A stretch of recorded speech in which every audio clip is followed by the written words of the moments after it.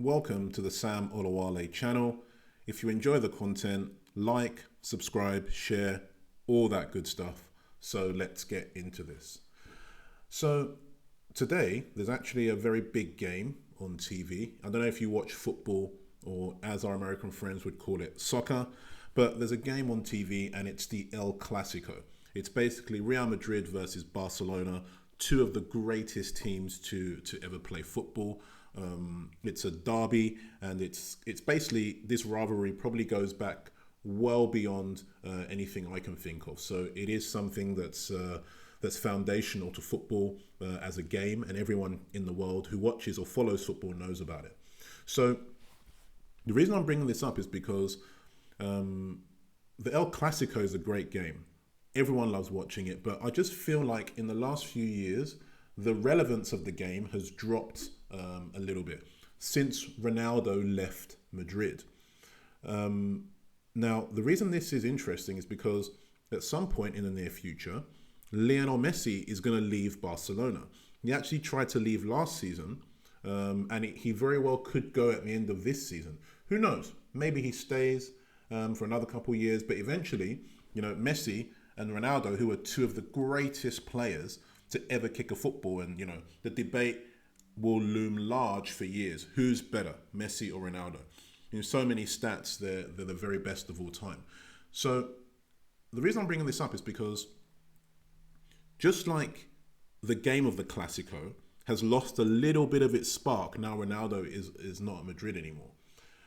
When Messi goes, it's also going to lose a bit of its spark. And any team, forget even just the Clasico, any team will struggle to replace players of that talent. They're not just generational talents. They are like probably one in 100, 200 year talents, these players. Who knows? I'm probably wrong. We'll find another Messi or Ronaldo tomorrow. But the point is, they have massive impacts. And one thing I always talk about in business is you really want to avoid key man risk. Like, having a real dependency on one person in the business is a problem. And key man risk opens your business up to a lot of vulnerabilities when, the proverbial shit hits the fan. And it will do. It always does. So it's kind of hard though, because I think to the people in my team, I think of these people, I know who they are. And for us, it's a real, it kind of makes me realize how great they are, because just like with Ronaldo and Messi, it doesn't matter how much key man risk you try to avoid, and you should do. When you have players of that magnitude, when they leave, there's inevitably going to be a huge gap to be filled, a gap that may never be filled. Will Barcelona ever find another Messi? Real Madrid be able to get another Ronaldo? Who knows? And when I think of the key areas of my team, we're talking creative, branding, marketing, product, even administration and things like this. I'm very, very lucky. I've got Ronaldo's and Messi's in those positions. At the head of those departments, I have Ronaldo's and Messi's. Our team now is up to around 20 people. So, I've got I would say 5 people in the team, maybe even up to 6, who are, for what we do in e-commerce, they are Ronaldo and Messi level. They are phenomenal at what they do. And it warms my heart that I get to work with them every single day. And I speak to them every single day, We speak daily on our morning huddles. So, over the years, and some of them have been with us up to 4 years now, nearly 4 years since the very start of this. We've been doing this for about 4 years. And when you understand, and it's kind of hard because you don't know what you've got till it's gone. It's just the age old adage of you don't know what you've got till it's gone. And I think to myself, if any of those people were to leave the company, as much as we've done all we can to mitigate key man risk, we are very heavy into systems, so many SOPs, we've got 200 different systems in our business. It's crazy. So as much as I would say we've got key man risk completely mitigated, just like with Madrid and with Barcelona, with Messi and Ronaldo, there's only so much you can mitigate. Great people are great people. So it really, I guess this is a cautionary tale to Really appreciate the people that you have in your team. Really understand that you can have great products and great marketing, great everything. But those things are only great because of the people behind them. These things aren't done in a chasm. And I'm so, so lucky to truly have amazing people, Ronaldo's and Messi's, in the key areas of my business. And if they're watching this, I love you very much. And I probably don't say it enough. And I'm sure many of you watching this don't say it enough. Take a second and take a step back and really think to yourself of those key people in your business, the people who have been with you from the start, the people who every day give their blood, sweat, and tears, even though you're thousands of miles away, who give their blood, sweat, and tears, who've truly bought into your mission as a business. Think back to them and just truly appreciate what they're giving to you as a business. Truly appreciate the effort and the heart and the soul that they're giving, because it's life. This is life. Life happens when you're making plans. They are devoting their life. Okay, yes, you are paying them for the work that they do, but we don't see it like that. For example, we do not call people employees. We really dislike that word. We never use that word. We don't have employees. We have team members. Team members who get paid and get huge bonuses for what they do. So we have team members. We don't employ people. We bring people onto our team. And now more than ever, funny enough, we don't look to hire people based on position. We look for great people. And once we know they're great, we find a way to bring them into the business, because this is e-commerce. This is digital entrepreneurship.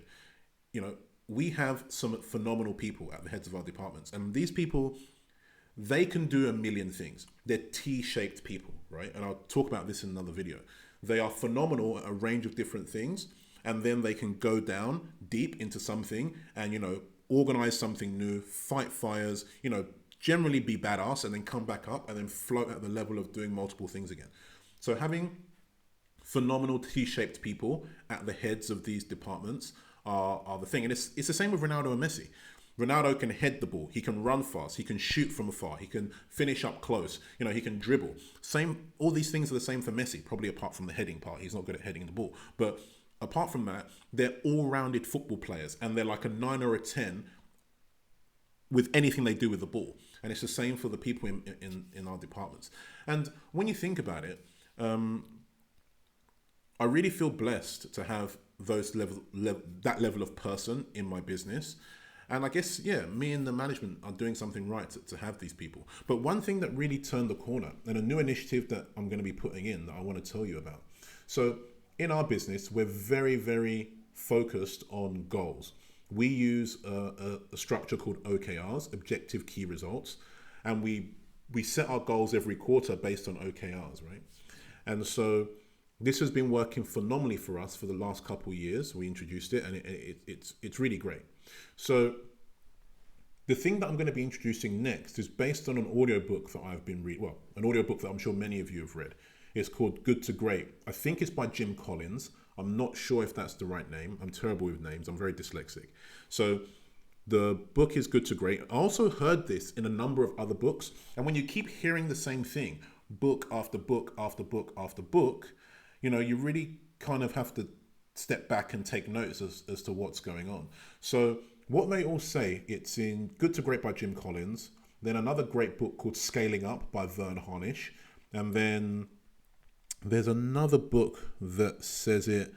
I can't remember what the other book is. Oh yes, the other book is the book by the founder of Lululemon. It's a great book if you haven't heard of it. So it's another great book, and he says the same thing. And all of them they say it in different ways, but in essence, it's this: if you want to have great people in your team, you need to make sure that they are focused on their personal goals before their professional goals.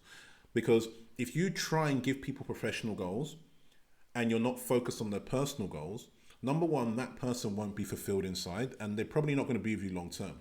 But even if you give someone really structured, high achieving professional goals, if their personal life is in chaos or they're not fulfilled in that part of it, then your chances of them achieving their personal goals is very, very low.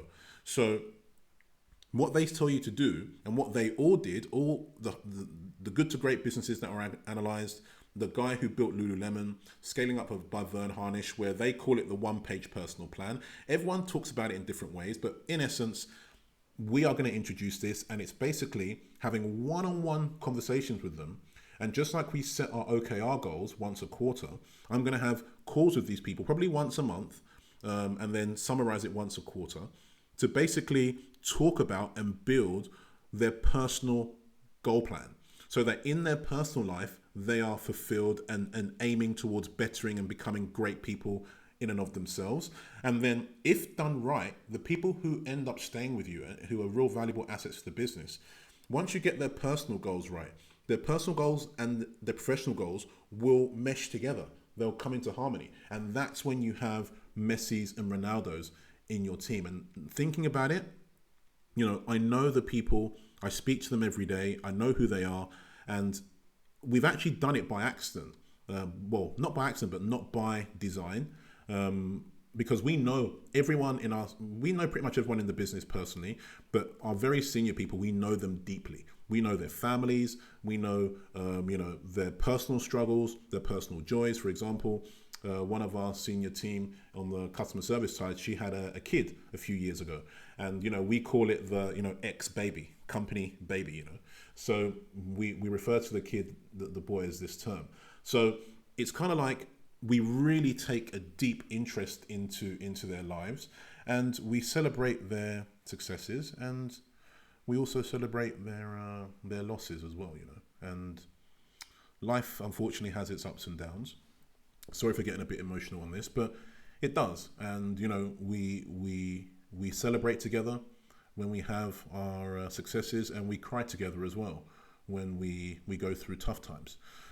So we basically have been doing this by not by design, but now I'm going to implement this into implement this whole structure as a benchmark we're going to put throughout the business this quarter. So it's basically, like I said, just a cautionary tale to look back, see who you have, who are Messi and Ronaldo style in the company. And if they're not to that level yet, maybe you just need to give them some love, give them some appreciation, and they probably could get there. I'm sure you have at least some people who are in your team who you can ascend to that level. So that's about it. Key man risk is a thing you have to negate, but when you have really, really great people, it's pretty much complete. It's not completely possible to mitigate that. But yeah, I just wanted to share that with you. Just got me thinking. And if my team are watching this, I love you very much. And thanks for watching.